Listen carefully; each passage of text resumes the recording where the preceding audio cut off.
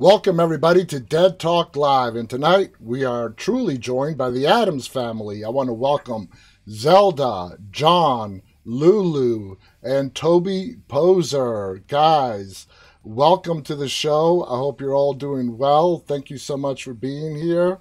And how are you all doing tonight?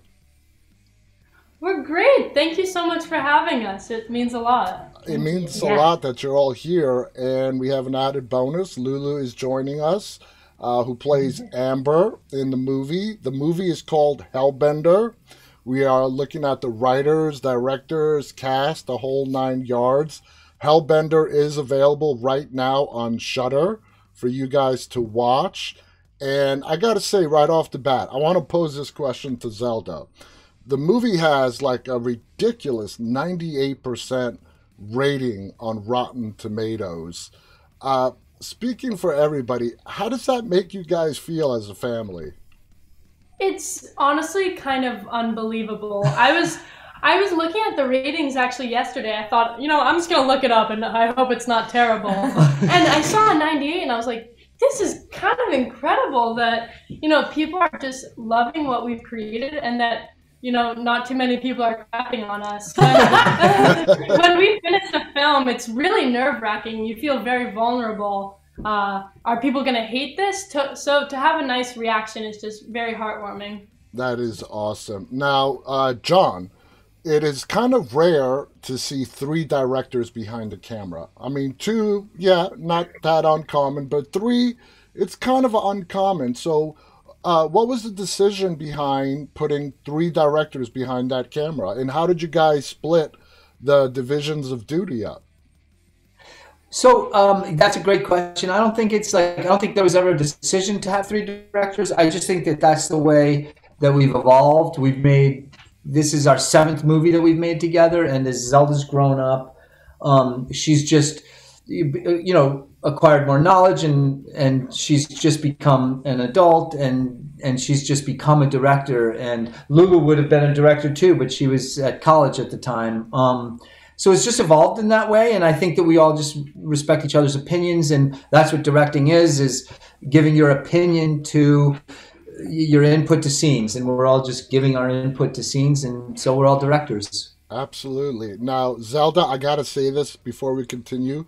As I was watching this film and I'm watching you on the screen, you have this uncanny resemblance to Anne Hathaway. Okay? I just got to tell you that. You look like a young Anne Hathaway. I had to get that out there.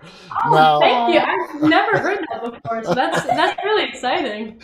Now, Toby, I want to ask you a question about the title of the film. And I had to, literally, as I was getting prepared for tonight's episode, I kept putting in Hellbenders instead of Hellbender.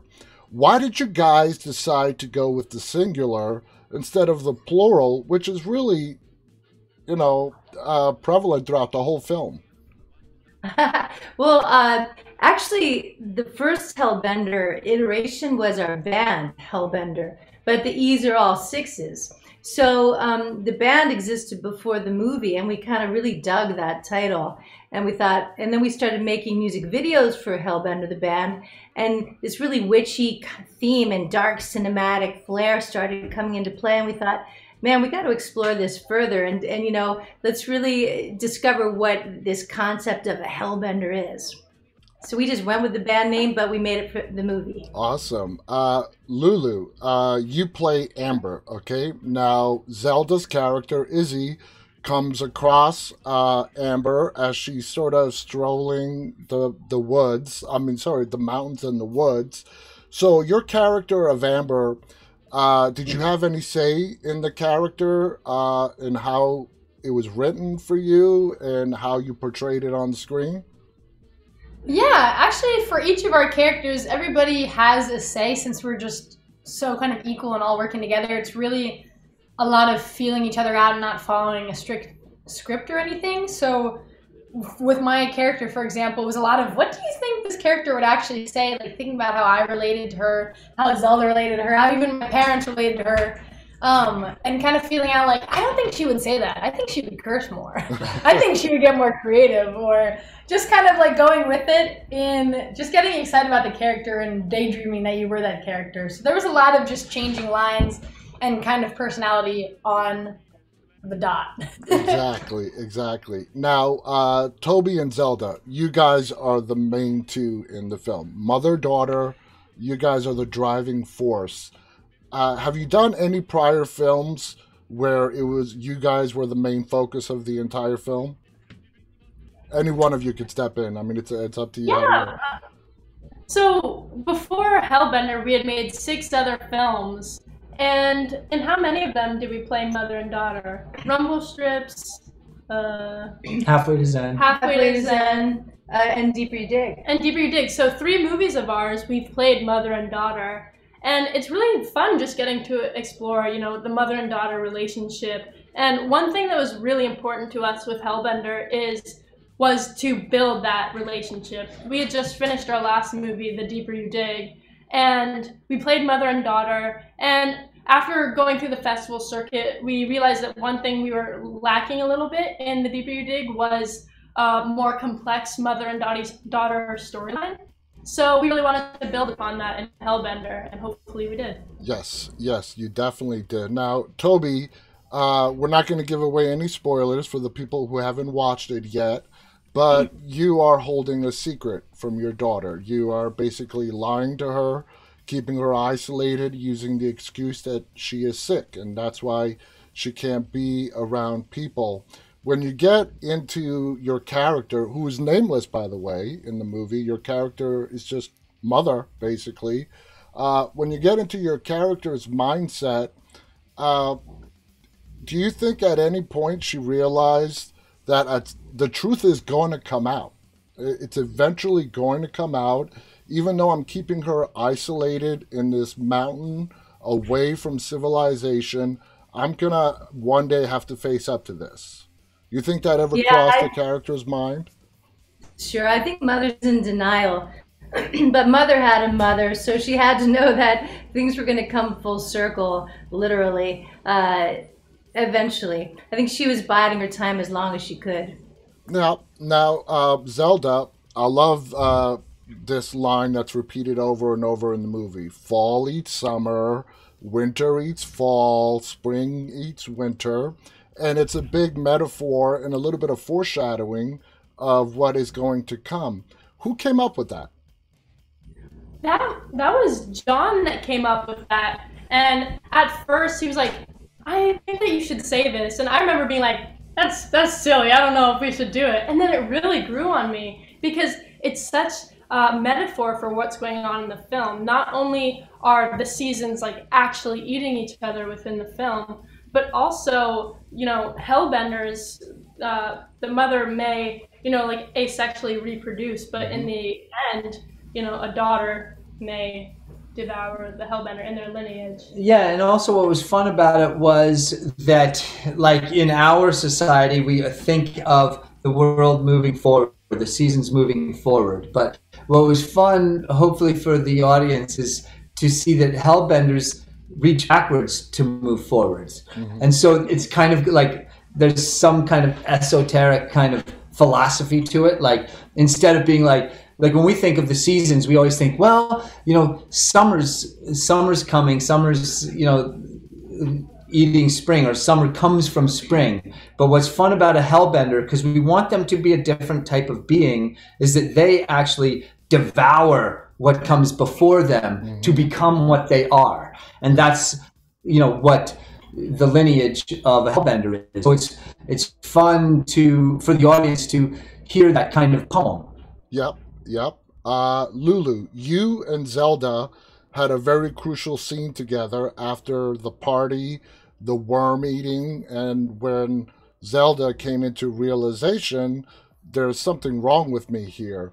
That scene in the woods where Zelda sort of starts to choke you. Did you guys rehearse that on how you guys were going to play off each other? How did that all work out? It was all practicing there as we just got as many shots while my neck just bruised more and more.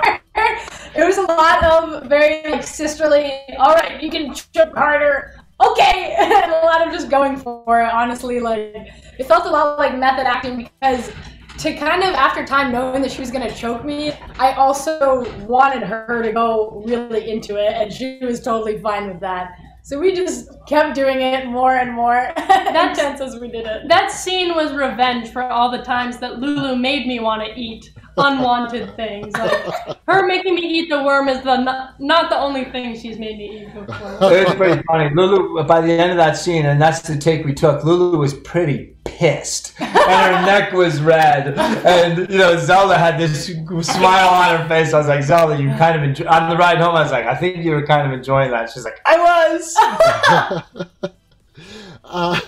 Now, we're going to get back to Lulu in a second, but what I found fascinating in the film, Zelda, is when Izzy finds out the truth after eating the worm and, going to her mom.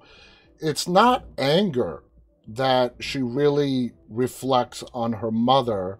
It's sort of like, I don't even know the right word to describe it.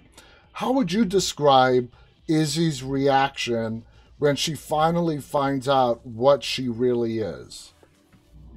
I think, honestly, it was the most natural reaction. I think a lot of times when we find out something really shocking, we don't necessarily act out in anger. A lot of times, you really let it sink in and hit you slowly, especially with something that you're not expecting. Why did you write it? I mean, Toby was one of the main writers of it. Why did you want me to act that way?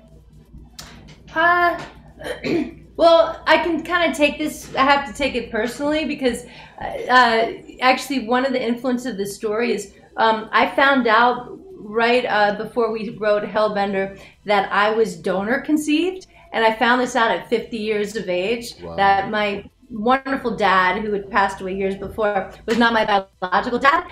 And there was only a split second where I was angry, and the rest of the time it was like, all right, well, this could be a really cool thing, let's just let's dive deep and see who am I, where do I come from? And I think it's the same with Izzy. I think she's like, oh, this is kind of a gift. I don't have to sit up here alone on my mountaintop with my mom, even though my mom's pretty cool. And let's explore. When you think about it, it's like the most exciting thing that's happened to Izzy on that mountaintop. Now, John, Zelda slowly starts to go into the darker side of witchcraft.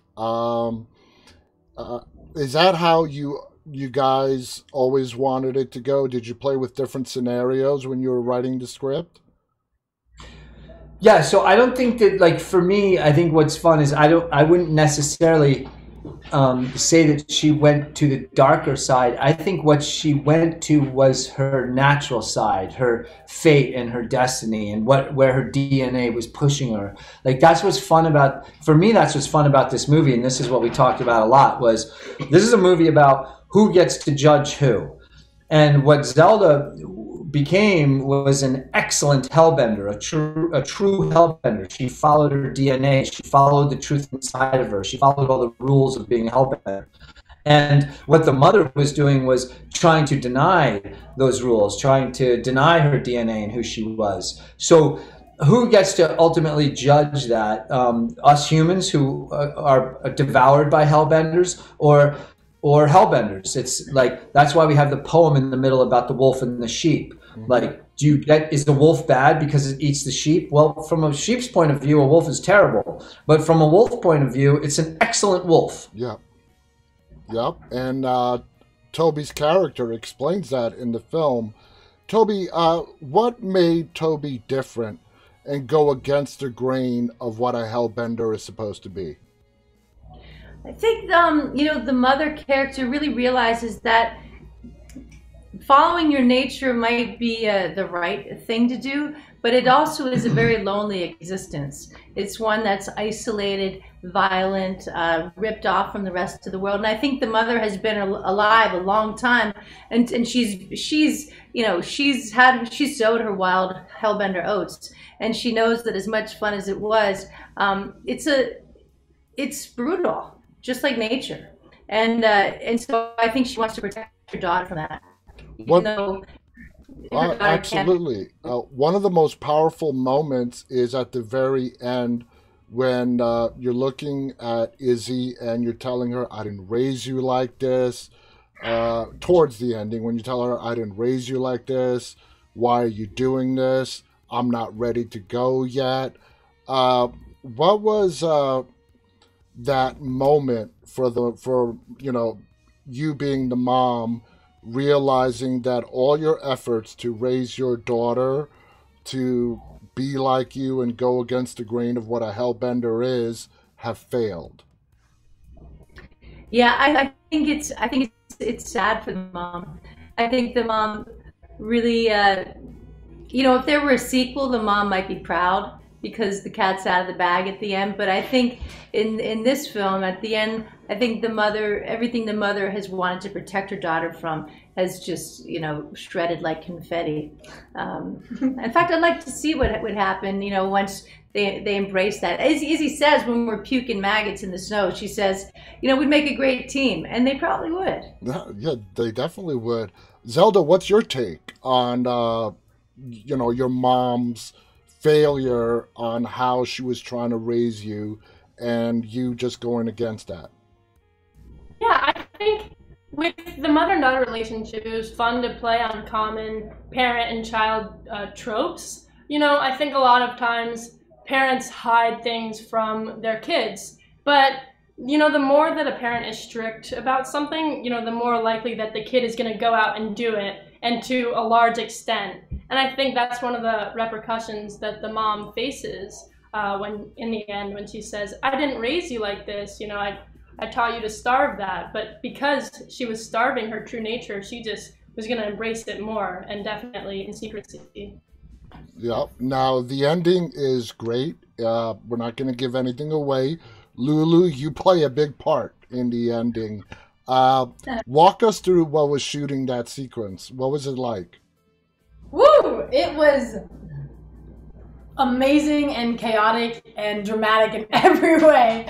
We were shooting up in the Pacific Northwest where I was teaching for a while. Because of COVID, Zelda was able to go into online school, and so they bought a trailer and drove it across country and did a ton of filming all across the states.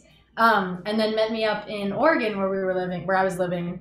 And so we filmed up in Oregon and Washington, and we did a ton of those shots on the coast. And some of the kind of earlier pin shots that are with the dining table, the white kind of dream sequence with the dining table, that was on the Washington coast. And we had found an old wet log, right? And oh yeah, pieces, and used that to mimic my body. And we shot that on a table in the water, in the ocean.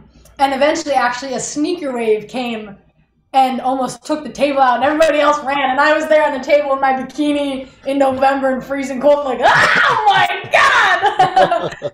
So it was really fun chaos. And then we did another final shot of what you're talking about in some old sites in Washington where there typically would have been tons of people, but again, COVID actually helped us because there was nobody there at these beautiful sites, and they were even more creepy and eerie. And so we shot them in these dark sites, and they were like wet old metal, and it was just kind of like, all right, kid, I know you're camping in your car tonight across our trailer, because we were doing distance from each other too, and there was no showers or anything. So I was like covered in tons of effects and stuff, and it was like super sticky, and we were just shooting in these spots where I was like, I hope no one thinks anything is going wrong, because we might get the cops called on us. Lulu's method acting. He just threw a bunch of slop on her in the freezing cold, and she dealt with it like a bad woman. It was the very final scene that you're talking about where yeah, I won't say what happens, but we shot that actually in a parking lot in the rain, and it was freezing cold, and it's lit by our headlights, and we had chocolate syrup. And so but it was raining, so we had to protect the cameras, and not Lulu. So we were pouring chocolate syrup all over her face, and it was raining, and we were shooting. Lulu was a great sport, and I remember we kept having to move the cars around, and every once in a while, because it was a parking lot, like in a state park, way in the middle of nowhere, every once in a while, like a stray kind of like drunk driver would kind of come rolling in, and their lights would hit Lulu, and we'd have to wait for them, and then they kind of back up and leave. And it was a pretty funny night. We stayed up pretty late to get that shot. It took quite a while. And if you look at that shot, it's interesting because there's fire in it, and that's a composite from another night, a couple nights. But Lulu's shot, she's in the rain. Yeah. And if you really look at that shot, you can see that she's being rained on, which really actually helped the kind of oddness. I love that scene, and I love the oddness of fire and rain. Yes, yes. Speaking of the location, this movie has some beautiful scenery. The location was amazing. How long did it take you, John, for you guys to find the perfect location when Zelda is out in the woods and the mountains? Was it difficult to scout the proper location for this film? So we lived in a trailer for almost a year because she was homeschooled. So we didn't have we bought a little trailer and we lived in a trailer. And so each location actually kind of appeared before us. We had no itinerary and we were driving around the country. So whenever we saw a beautiful place and the weather was right and it was a cloudy day, we would get out and shoot. So a lot of the scenery was just dictated by Mother Nature and when she decided she wanted to act. And we only have a camera and microphones, so there's not a lot of stuff to get set up to shoot something. So we were quick on our toes, and like I say, when Mother Nature showed up and said it's time to act, we got our shit together and did it. Now, Zelda, what is it like having to wear so many different hats on a set? Director, you're also the writer, you're the star. I mean, what is that like?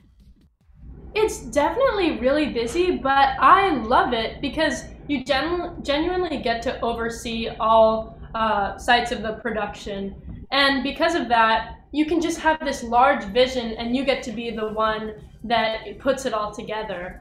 And that's what's so lucky about it. And since we're working with such a small crew, such a small team, it's very easy to just go out there and do it. One moment we'll be eating scrambled eggs for breakfast, talking about a scene we want to shoot, and then we'll put the dishes away and then go shoot the scene.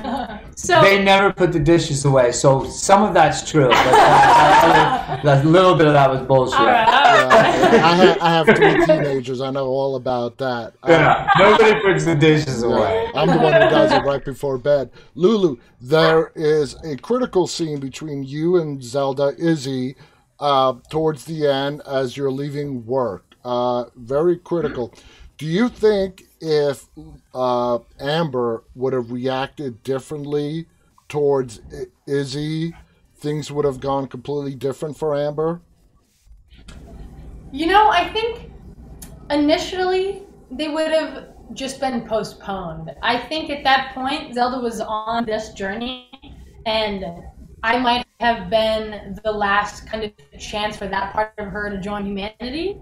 But I think that it would have still gone the wrong way. Like, being crazy teenagers, I think something still likely would have happened, and those two humanities, if you could call it that, would clash eventually. Yeah. That is a great question that you just asked. Yeah. I love that. No one's ever asked that question, and it's a terrific question. And I ask myself that question, and I don't know the answer. I mean, you got to wonder, is that the tipping point? At that moment, it is the tipping point for Izzy to go over to the dark side. Absolutely. But Lulu makes a great point. It was eventually going to happen. There was like no stopping it. It was like just postponing it if Amber had a different reaction to Izzy than the reaction she had. So that's how I saw the whole scene.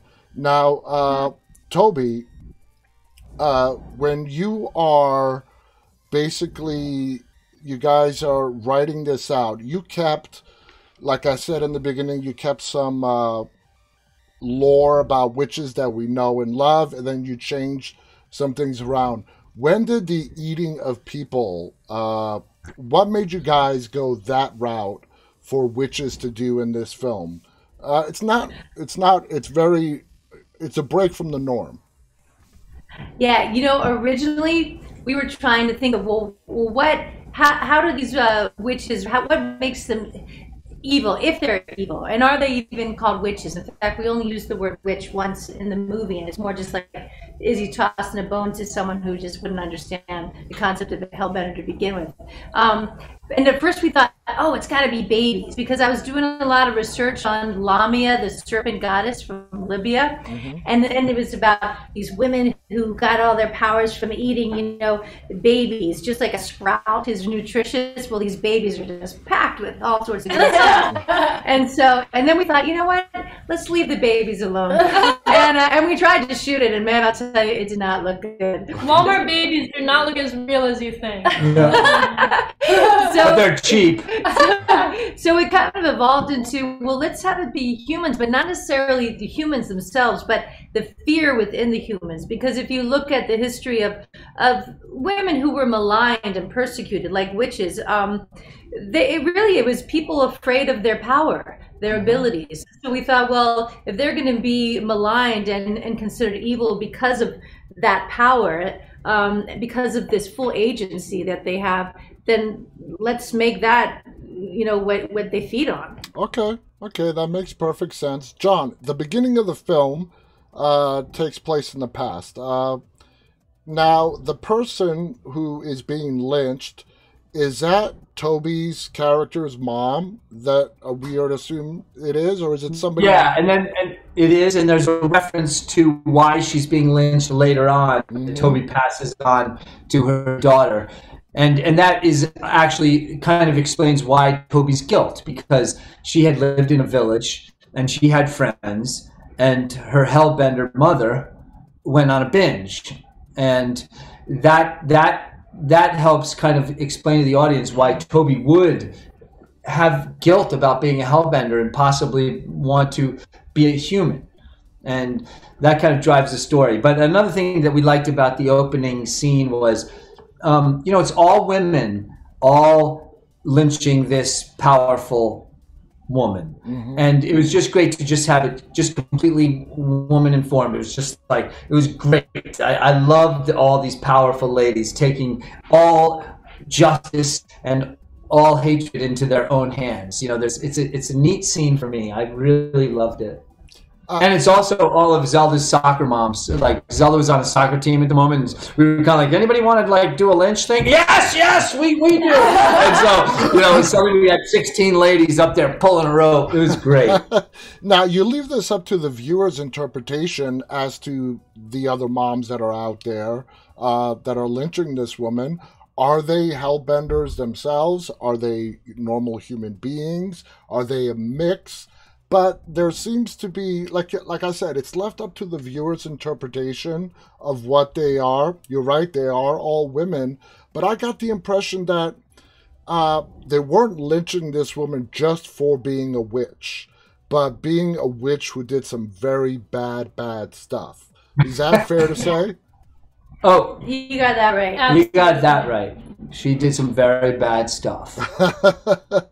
Now, moving on. Zelda. But can I say actually one fun thing about that? Like, the very first frame, the very first couple frames of the movie is that woman who's being lynched sewing her mouth shut. And so that kind of sets up the whole issue for these Hellbenders, which is that they are human in form, and so they're in one part of them would like to fit into the world that runs the world, but their nature doesn't allow them to. And so the fact that she's sewing up her lips shows that she does feel guilt. There is a struggle in this character. She's not just some like classic witch, like ha ha ha, I'm gonna do evil things to people and fly on a broom at night and snatch children. It's like it's a being. It's this kind of beautiful being that has conflict in it. Yes, Zelda. The aspect of the witches gaining power off the blood and eating of living things that possess fear. That was beautiful. Whoever's idea that was brilliant. Toby, was that you? I mean, whose idea was that? Where the blood of fear makes the witch stronger. I think that was John's idea. Oh, I think we shoot a million. I think we talk so much that it becomes pretty impossible to know whose idea what was. That idea was the result of many conversations. Mm-hmm. Well, that's great. I mean, I love that aspect. Now, Zelda, as you're playing Izzy, and we know you commit an atrocity pretty early on as you're discovering your powers and as your mom is teaching you what you're capable of, to the very climax and ending of the film where you play just this dark, evil girl, and you did it so brilliantly. How did you get into the mindset? And I know the lighting, the darkness behind you, the fire really fed into the performance as well. But how did you get into the mindset of just portraying pure evil? Well, first of all, thank you so much. And going into the character, I knew that she was someone who had a huge arc. You know, she has a set beginning and a set end. And in the beginning, she doesn't know exactly what she is. In fact, she doesn't know what else is even out there in the world. And throughout the story, she's just discovering so much about the world and about herself. And when I was playing Izzy, we shot a lot of it in chronological order. So in the beginning of the movie, I was just kind of acting pretty casual, pretty awkward, a lot like myself, I think. And towards the end of the movie, I really had to tell myself, you're way more confident and just strong and powerful and embracing who you are. And you can be a little bit devious too, especially towards the mother in the end. So I really had to remind myself about, okay, we're 70% through the movie, so I'm 70% crazy and confident right now. Now, Toby, did you guys have a lot of fun shooting those scenes in the snow? Hell yeah. Oh, it was a lot of fun. It was cold, but it was more fun than anything. That's what I call mother-daughter bonding, spitting blood on each other. Yeah, and I had placed little bits of rice and puffed rice cereal in it to kind of give it sort of a maggoty texture, and I had forgotten to tell Zelda, and she was a little unpleasantly surprised. You don't expect to bite down on something hard when liquid goes into your mouth. Like. Now, John, you have a role in the movie as well. It's not a very long one, thanks to Toby. What made you decide to play the uncle in here? I think I wanted to, like in most of the movies, I'm really kind of the bad person, and I think I wanted to play a fun person, but I didn't want to play a fun person very long. So, and another good thing was we had learned from The Deeper You Dig that people really said they would love to see the mother-daughter relationship developed. And so I just wanted to get into the movie and get out, and I wanted to get behind the camera. And that was a great way to do it because it kind of shows the audience something a little bit shocking right off the bat. Mm-hmm. That shows that the mother is holding a pretty heavy-duty secret from her daughter. So in so many ways, it was just a good thing to do, to just put me in the movie, show a nice guy get annihilated, and then get me out and behind the camera so the girls could really do their thing. Now, Lulu, if there is a sequel to Hellbender, are you going to lobby real hard? Because we don't know that, Amber could be in it if possible, which, gotta say, not giving any spoilers away, but things don't look good for Amber at the end of the film. You're asking whether I would lobby it? To try to get into the sequel somehow. I mean, it's not something I usually think about, like, requesting. I've lived away from them now since college. I'm always just excited to be like, what do you think I could do? And just kind of be involved in any way. But definitely having already played Amber, it would be fun if there was another one. I'm sure I would enjoy a twist. Like, I love playing I love the idea of playing the total opposite of myself, and I saw a lot of myself in Amber, which makes it really fun to play with. But it would be super cool to kind of have something kind of shift for her because of the role she plays in the first movie. It would be fun to play something totally opposite, maybe inspired by Izzy's little gremlinness. Maybe like dream sequences of Amber. If you could visit in dream sequences that Izzy has. I love that idea. That would be great if she, like the haunting of Izzy. This is our next dinner conversation. We've got to do it. Now, John, I want to ask you before we wrap up. The movie is available now on Shudder. Was it initially picked up by Shudder? Where did it initially release? So, the first time it was ever seen was at the Fantasia Film Festival, and up in Montreal. Mitch Davis and his crew were super kind to us, and it's a wonderful festival. And that kind of blasted us out there because Fantasia is an amazing platform, and that really helped us a lot. And we got a sales agent called Yellow Veil Pictures, who are also a wonderful group of people, and we knew them through Fantasia because their publicist Kayla works for Fantasia. So it's very family. They're very family oriented, and so we fit in with them well. They showed it to Shudder, and Shudder immediately wanted it, and we love Shudder. So this was not a huge, long, drawn-out business transaction. This was like, it seemed like two families just quickly holding hands, and we were all off to the races. It was kind of a beautiful, seamless thing, and Shudder treats us like what we are, which is just a small family that makes films. So it really worked out wonderfully. That's awesome. Toby, if a sequel is ordered, if you guys decide to make one, do you have a script, a plot, a storyline ready to go if need be for a sequel? We don't, but we've been knocking around ideas, right? Like maybe Izzy goes on tour, and if Mom is lucky, she gets to play bass, on the tour. But we thought that would be a really fun idea. Yeah, I think we should go on tour and taste who tastes best in all of America.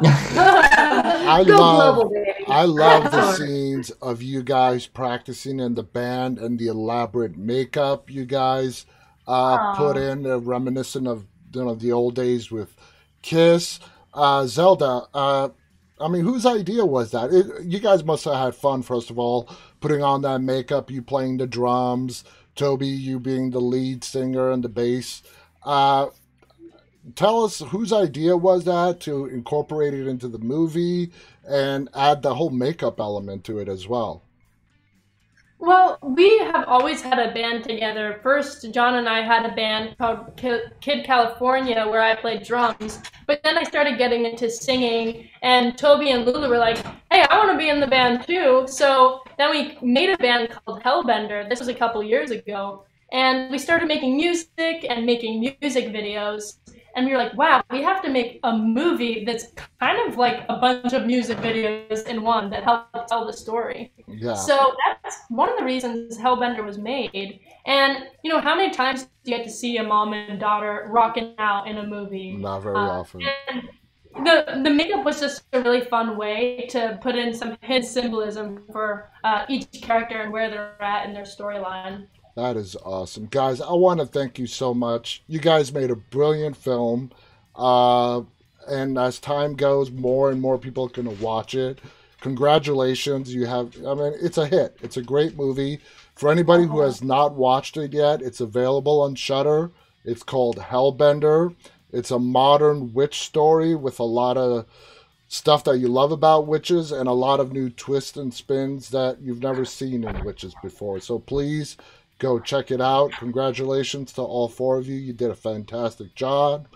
Again, John Adams, Zelda Adams, Lulu Adams, Toby Poser. Thank you guys. And I'm going to throw it to Lulu. On behalf of everybody, do you guys have any final thoughts you want to share? I think we're just really happy to be here. Thanks so much for including us on your live talk. Oh, it was so much fun. And I got to say, I love obviously supporting filmmakers, independent filmmakers, doesn't matter, studios, but I love seeing family filmmakers and the amount of fun that you guys have as a family creating something. I think that's awesome. And you guys are brilliant. I want to thank our audience for tuning in tonight. Those of you who are watching live and those of you who are tuning in later. Again, thank you to our wonderful guests.